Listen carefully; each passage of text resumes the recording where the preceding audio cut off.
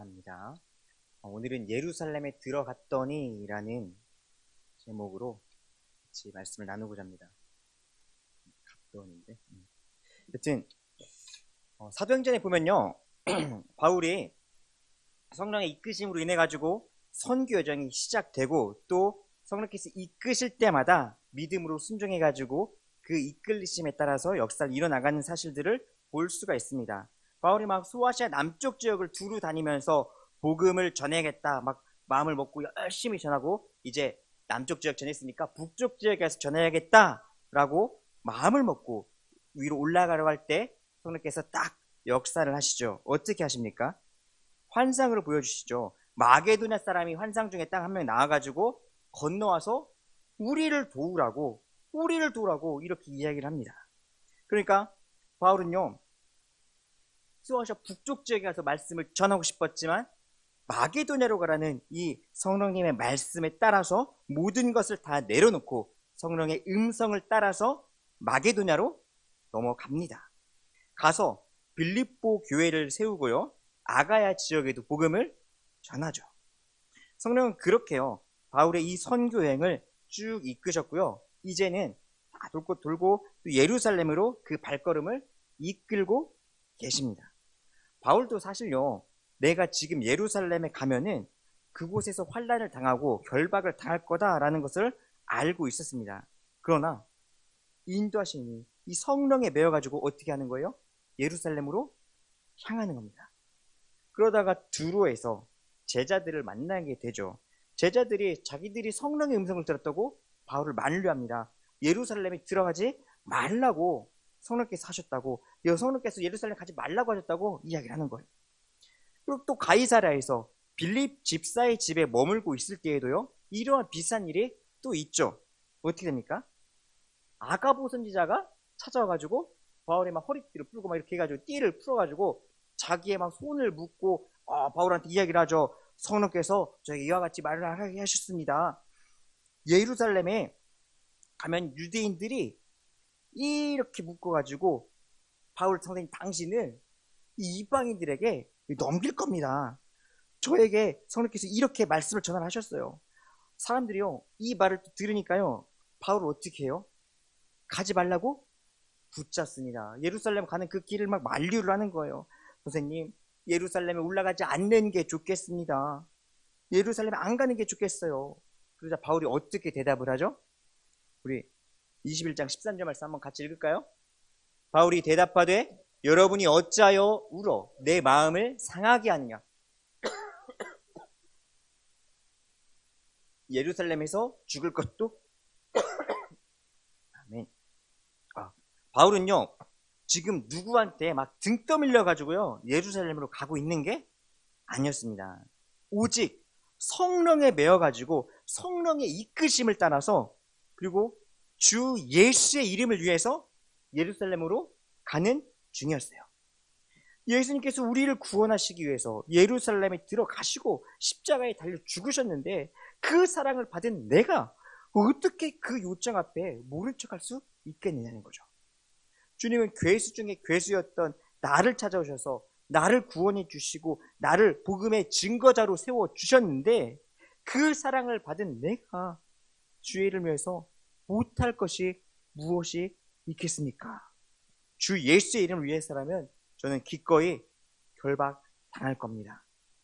주 예수의 이름을 저는 제 목숨까지도 걸 용의가 되어 있습니다. 각오가 되어 있습니다. 바울은요 예수님을 만난 그 순간부터요 그 날부터 자기의 유익을 위해서 살질 않았습니다. 오직 우리 구주 예수 그리스도의 이름을 위해서 여기까지 달려왔고요. 마지막 호흡을 내쉬는 그 순간까지도 복음의 증인으로 살겠노라고 작정을 했던 거예요. 이런 각오를 가지고 바울이 예루살렘을 향하고 있는 겁니다. 예루살렘에 있던 교회의 성도들이요 바울을 기꺼이 맞아줍니다. 그리고 그 이튿날 예루살렘 교회의 수장이자 예수님의 동생이었던 사도 누구에게 데려가죠? 야고보의 바울이 찾아갑니다. 야고보의 집에 갔더니 그곳에 여러 장로들이 또 함께 있었어요. 그래서 바울이 그동안 하나님께서 나를 통해서 행하신 그 모든 사역들을 그 자리에서 낱낱이 보고를 합니다. 성령께서 저를 감건하셔가지고 마게도냐로 가라, 아덴으로 가라, 베레아로 가라, 고린도로 가라, 막 이렇게 가라 하셔서 성령의 이끄심을 따라서 저는 믿음으로 나갔습니다. 가는 곳마다 여러 가지 박해도 있었고요, 시련도 있었고요, 어려움들이 있었지만 성령님께서 주신 이 감동에 따라서 저는 복음을 전했습니다. 그랬더니 많은 영혼이 주께로 돌아왔어요. 교회도 세워졌고요, 막 여러 가지 것들을 쭉 이야기를 하는 겁니다. 근데 바울은요, 이 보고를 하는 내내 자기의 이름을 내세우질 않았습니다. 이럴 법도 하지 않겠습니까? 왜 우리 은근히 일 잘 돼 있으면은 어떻게 하고 싶어요? 거기다 뭐 보고서에다 내 이름 하나 살짝 껴놓고, 이거 제가 했어요, 표 한 번씩 내고 싶잖아요. 바울도 이 선교사역이 잘 됐다고 생각이 되어지는데 얼마나 한 번씩 자기 이름 드러내고 싶지 않겠습니까? 근데요, 보고하는 내내 자기 이름 내세우지 않았어요. 제가 했어요, 제가 이렇게 했더니 이렇게까지 일이 일어났습니다, 헌신했더니 하나님께서 이렇게 역사해 주셨습니다, 이렇게 하지를 않았습니다. 하나님의 이 이름 옆에요, 자기 이름을 슬그머니 껴넣는 그런 짓을 하지를 않았어요. 마치 막 자기가 한 일인 양 자랑하지 않고요, 오직 누구한테만 영광을 돌렸던 거예요? 하나님께만 영광을 돌렸던 바울입니다. 바울은요, 처음부터 끝까지 오직 성령의 이끄심만을 따라갔고요, 성령께서 행하신 역사만을 증거를 했습니다. 바울이 복음을 전한 동안 어려운 일들이 얼마나 많이 있었어요. 저는 어렸을 때부터 매 맞는 걸 굉장히 무서워했거든요. 제가 못하는 것이 수두룩하게 많은데 그 중에 하나가 싸움을 하는 거였어요. 싸움을 정말 못했습니다. 싸웠다면 다 두드려 맞았어요. 그래서 막 맞는 게 무서웠는데, 바울은요, 매를 그냥 보통 맞는 것도 아니고요, 41 감한 말을 몇 번이나 맞았대요? 5번. 돌팔매질을 당해가지고 초죽음에 이르기도 했었죠. 근데 바울이 포기했습니까? 안 했습니까? 안 했어요. 그리고 바울이 가는 곳마다 이루어졌던 역사들을 보세요. 수많은 사람들이 주님께로 돌아왔고요, 교회들이 세워졌습니다. 이걸 보면요, 자랑할 법도 하잖아요. 뭐 자랑하더라도 야, 그거 뭐 아무나 다 할 수 있는 거 아니야? 뭐 이렇게 아무도 말도 못할 정도예요. 그렇지 않습니까? 그런데 바울은요, 끝까지 자기 이름은요 감췄어요. 그리고 오직 예수님의 이름만 자랑했습니다. 하나님께서 저를 통해서 일하셨습니다. 저는 복음을 전할 수 있는 것만으로도 너무너무 감사했습니다. 하나님께 쓰임받는 것이 저한테는 가장 큰 영광입니다. 이렇게 말하니까요. 20절 한번 같이 읽읍시다. 읽겠습니다. 그들이 듣고 하나님께 영광을 돌리고 바울더러 이르되, 형제여, 그대도 보는 말, 유대인 중에 믿는 자 수만 명이 있으니 다 율법의 열성을 가진 자라. 바울이요, 지금까지 이방 땅에 가서 복음을 막 전했더니 수많은 사람들이 주께 돌아왔어요. 그리고 이 복을 하고 나니까요, 예루살렘 교회 장로들도 한마디씩 하는 겁니다.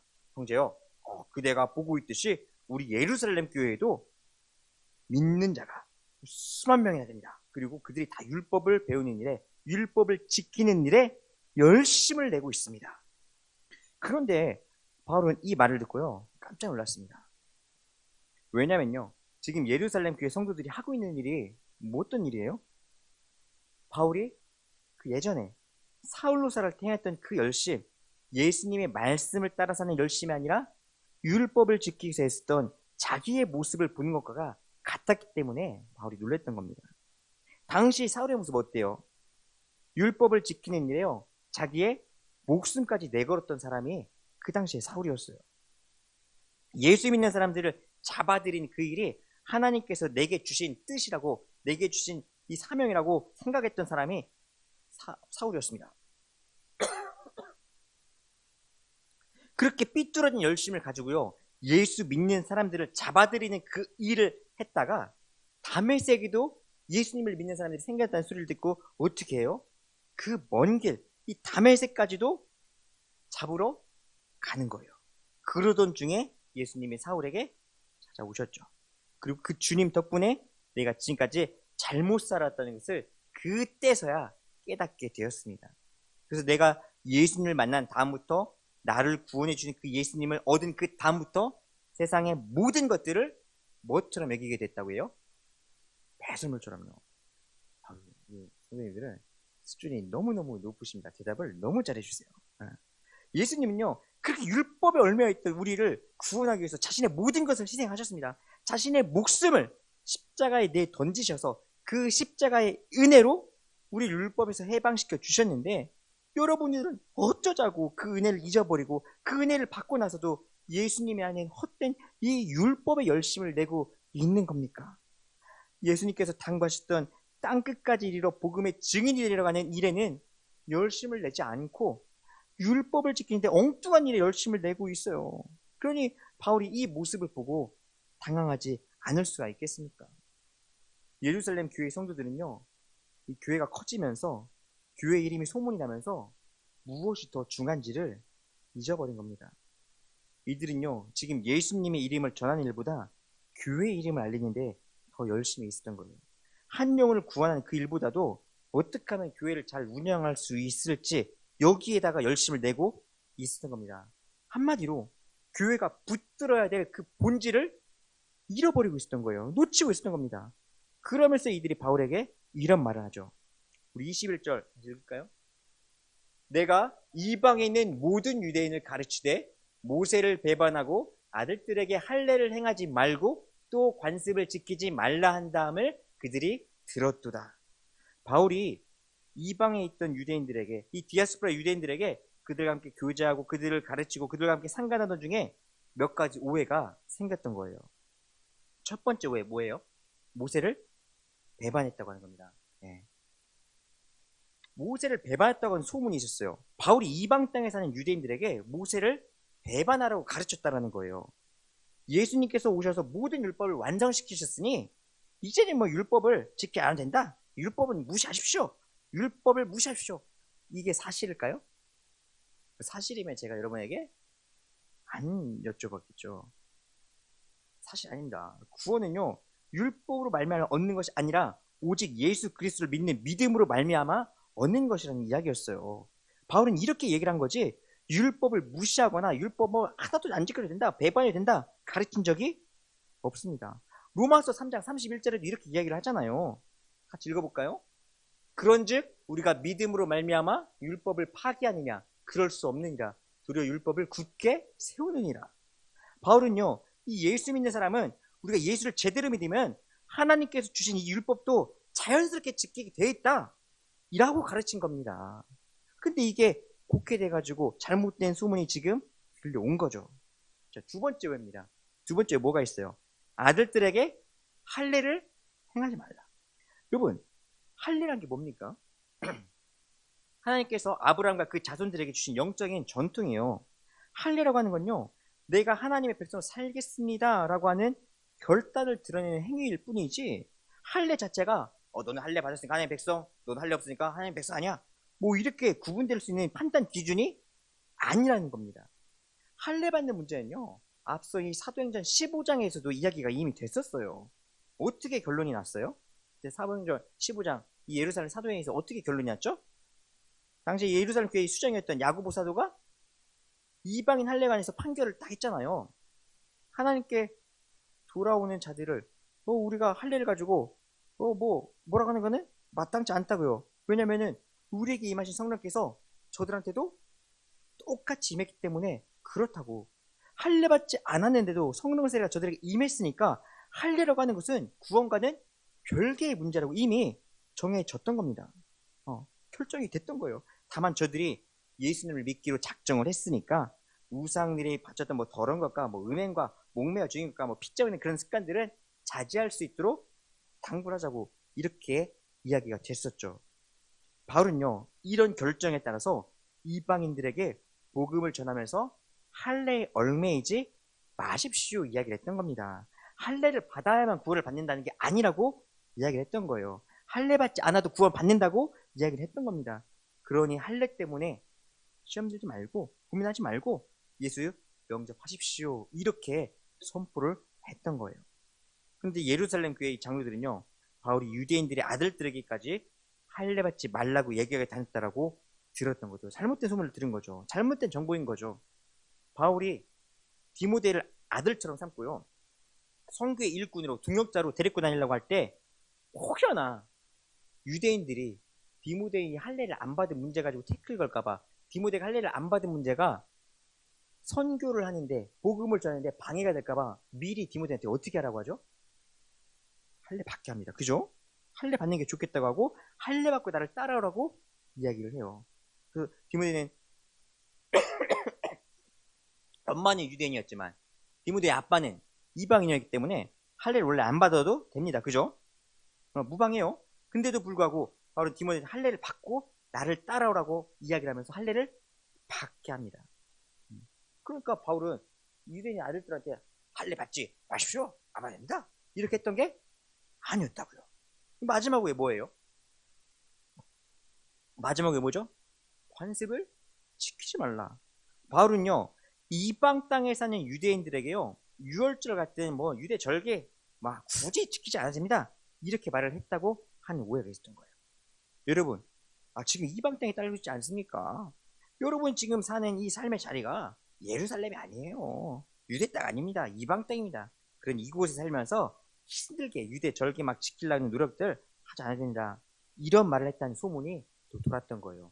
이 말하는 게 참 무섭습니다. 한 다리만 건너도요.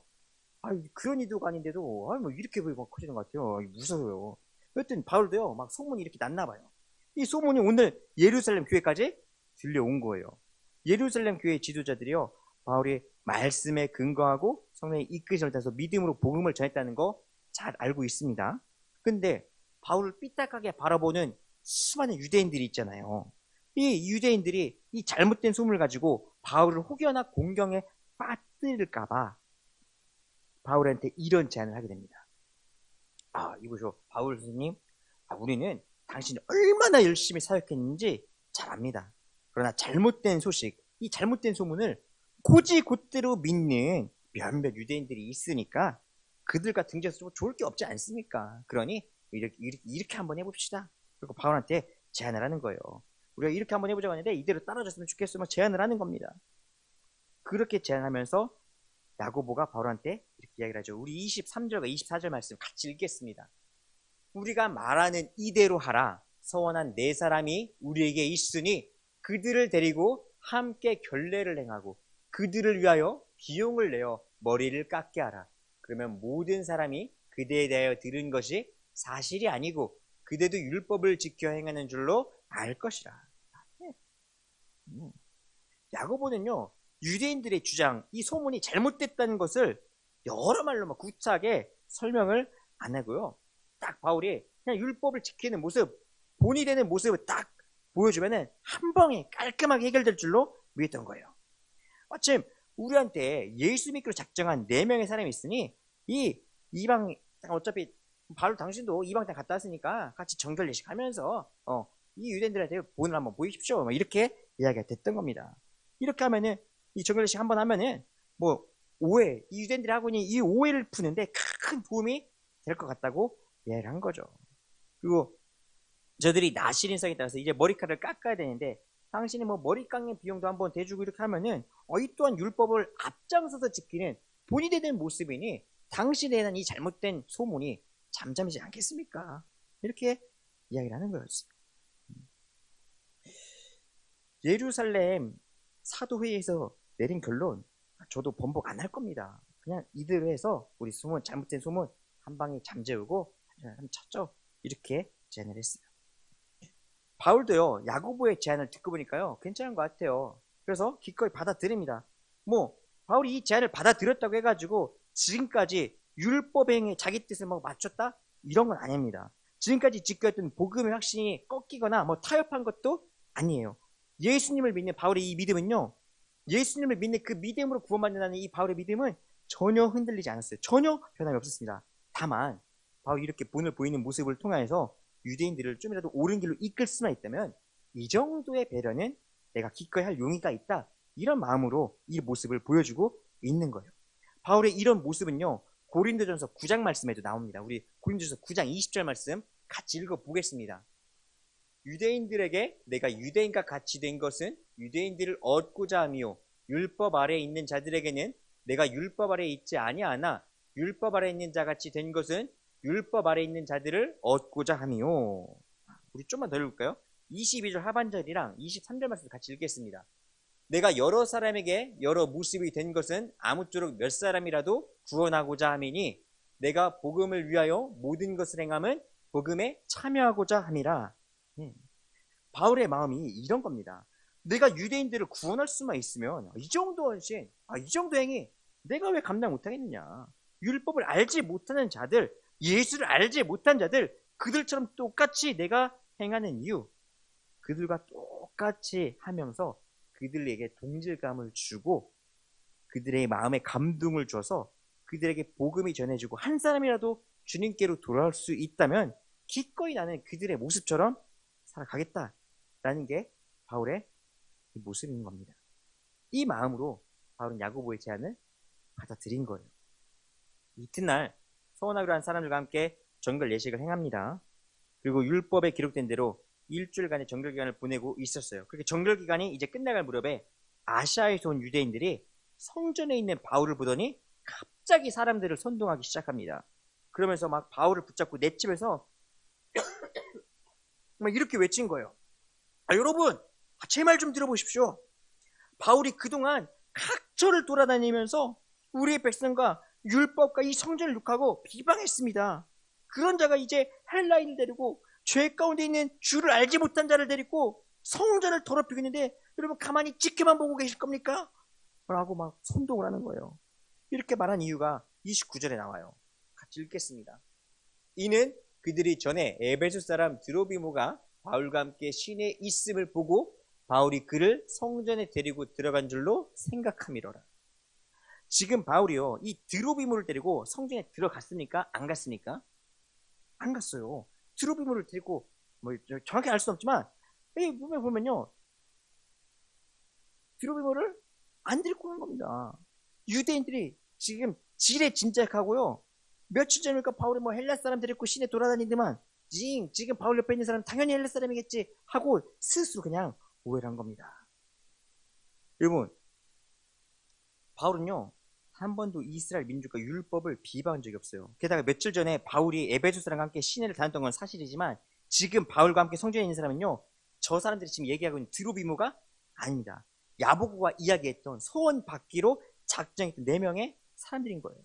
뿐만 아니라 이들은요, 성전에 들어가더라도요, 성전 저 안뜰까지 들어갈 자격이 없죠. 성전 안뜰은 아무나 들어갑니까? 아니요, 아무나 못 들어가요. 이방인들은 성전 바깥들, 이방인 뜰까지밖에 들어갈 수 없도록 제한이 되어 있어요. 자기들이 뭐 가고 싶다고 해서 갈 수 있는 게 아닙니다. 근데 지금 일부의 유대인들은 바울을 색안경을 끼고 보는 거예요. 그냥 바울이 미워 보이니까 보기만 해도 그냥 미운 겁니다. 바울이 하는 일을 그래서 좋은 뜻으로 했는데도 불구하고 당연히 저 새끼 저거 뭐 이방인 데렸다가 저렇게 못난 짓 했겠지만 하면서 색안경을 끼고 보고 있는 거예요. 바울이 하는 일을 엉뚱하게 해석을 해버리는 겁니다. 하지도 않은 말을 했다고 해버리고요, 하지 않은 일을 했다는 식으로 몰아가는 겁니다. 그냥 자기들이 어떻게 하는 거예요? 보고 싶은 대로 봐버리는 거예요. 자기들이 듣고 싶은 것만 듣는 겁니다. 그러면서 스스로 오해하고 이 오해한 바를 가지고 사람들 선동해가지고 지금 예루살렘 성 안에 큰 소동을 일으킨 겁니다. 성전 안에서는 큰 소리를 내면 안 되기 때문에 지금 사람들이요, 바로 성전 바깥으로 내칩니다. 그러면 성전은 굳게 닫히고 말아요. 성전이 굳게 닫히고 이 사도행전에서는요, 이 이후에서는 뭐 성전이 다시 등장을 하지 않아요. 말씀이 나오지 않습니다. 그러다가 주 70년에 로마의 디도 장군을 통해서 예루살렘 성전이 돌 하나도 남김없이 뭐 와르르 무너지는 그런 일이 일어나죠. 바울이 한 일만 다시 보겠습니다. 그럼 바울이 뭘 그렇게 잘못했죠? 이야기를 못 하시죠. 그렇죠. 못할 수밖에 없지. 잘못한 게 없으니까요. 바울은요, 야고보의 청에 따라서 정결례식을 했을 뿐입니다. 성전에 머물면서 유대의 관습을 존중하던 중이었어요. 그런데 사람들은요, 이런 바울의 모습을요, 제대로 알지도 못하면서요, 어떻게 해요? 누명을 씌웁니다. 바울을 막 죽임했던 매를 집어들고요, 막 때려요. 물론 뭐 바울한테 그 어떤 변명할 여지도 주지 않고 그냥 일단 좁히고 보는 겁니다. 이때 예루살렘에 큰 소동이 있다는 소문이 천부장의 귀에 들어갑니다. 천부장이 급히 군사를 대동해서 성전에 찾아왔어요. 그러자 바울을 매몰차게 내리치던 사람들이요, 때리는 것을 중단을 하죠. 천부장이 피범벅이 된 바울한테 다가가서 바울에서 쇠사슬로 묶으라고 명령을 합니다. 그러면서 묻죠. 아니, 당신들이 뚜드려 이 사람은 누구고 무엇 때문에 이렇게 모진매를 맞았느냐고 묻습니다. 근데 사람들이 하는 말을 들어보니까요, 대답이 다 달라요. 천부장이 이들 말을 듣고서는 진상을 가릴 수 없겠다 판단하고요, 바울을 영내로 데려가겠다고 판단하고 명령을 내립니다. 그 군인들의 바울을 데려가는데 유대인들이 막 그냥 가만히 있지를 않는 거예요. 막 벌떼처럼 달려들어가지고 바울을 막 또 때리려고 하는 겁니다. 군인들이 바울을 에워싸서 급히 데리고 가죠. 사람들이 막 바울을 내놓으라고 외칩니다. 저걸 죽여야겠다, 저걸 죽여야겠다 막 소리치면서 따라오는 거예요. 오늘 사건을 우리가 종합해 보면요, 지금 바울한테 일어난 이 일들은요, 그냥 일어난 게 아니라는 것을 너무나도 정확하게 알게 됩니다. 바울은요, 예루살렘에 들어가면 이런 일을 당할 것을요 미리 알고 들어갔어요. 예루살렘에 갔더니 아가볼 선지자의 말대로 어떻게 되죠? 유대인들에 의해서 이방인한테 붙잡히는 신세가 되어버렸습니다. 게다가 지금 야고보의 말대로 했는데도 불구하고요, 억울한 누명을 쓰고 말할 수 없는 고초를 또 겪게 되죠. 그러나 우리는 이 일의 전말을 압니다. 오늘 바울에게 일어난 이 일은요, 바울이 사도행전 19장에서 에베소 수동이 일어났을 때 이런 말 했었잖아요. 내가 예루살렘에 갔다가 로마도 보아야 하리라고. 이 말을 이루기 위한 그 과정 중에 있는 겁니다. 바울이 예수님의 명령을 받고 땅끝에 이르러 복음을 증언하기 위해서, 복음의 증인으로 달려가기 위해서, 복음의 증인으로 막 달려가기 위해서 결심한 그거를 지금 성령께서 그 일을 이루도록 도와주시기 위해서 바울을 끌어가고 있는 와중이라는 겁니다. 그럼 바울한테만 이런 일이 생길까요? 믿음으로 살겠습니다, 예수 영접하고 예수님 자녀로 살겠습니다, 하나님의 자녀가 되겠습니다 라고 결단하고 살아가고 있는 우리한테도요, 때로는요 예기치 못했던 일들 일어납니다. 어려운 문제들을 마주하게 돼요. 이해되지 않는 일들을 당면하게 될 때가 있습니다. 하나님 왜 이런 어려운 일을 저한테 주시는 겁니까? 원망하게 될 때도 있고요, 불평하게 될 때도 있어요. 근데요, 하나님 관점으로 보게 되면요, 지금 내가 만나고 있는 이 모든 일들, 내가 지금 마주하고 있는 이 이해되지 않는 일들, 내가 정말로 피하고 싶은 일들이요, 하나님의 계획 안에 있다는 것을요 보게 됩니다. 내 생각으로 바라보면 이해가 전혀 안 돼가지고 어렵기만 했던 문제, 내가 왜 이런 일을 당해야 되나, 내가 왜 이런 수치를 당해야 되나, 말할 수 없는 모욕감이 치솟아 오를 때도 있을 겁니다. 근데 우리의 모든 삶을 주관하시며 구원의 역사를 주관하시는 하나님의 시각으로 우리가 만난 일들을 바라보면요, 이게 이해가 되는 거예요. 모든 일에 계획을 가지고 그 계획들을 이끌어가고 계시는 하나님의 시선으로 바라보면요, 일들이 이해가 되고 해석이 되는 겁니다.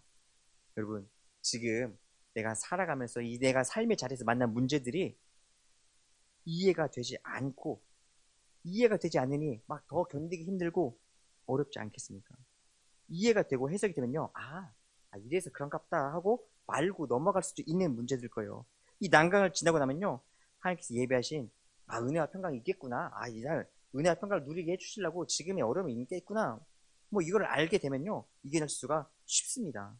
근데 나보다 나를 더 잘하시는 하나님께서 가장 선한 길로 지금 나를 이끌고 계시다는 것을요, 내가 아무리 어려운 상황에 있더라도 믿음으로 고백할 수 있었으면 좋겠어요. 오늘 사도 바울한테 닥쳐온 이 어려운 순간들이 바로 하나님이 완성시키는 그 과정 중에 있는 일들입니다. 살아가면서 우리 앞에도 어떤 일이 찾아오더라도요, 이 모양새끼 성령님들이 이랬으면 좋겠어요.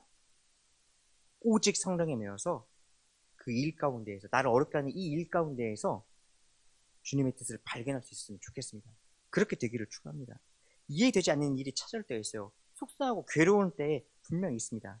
그때마다 낙심하지 마십시오.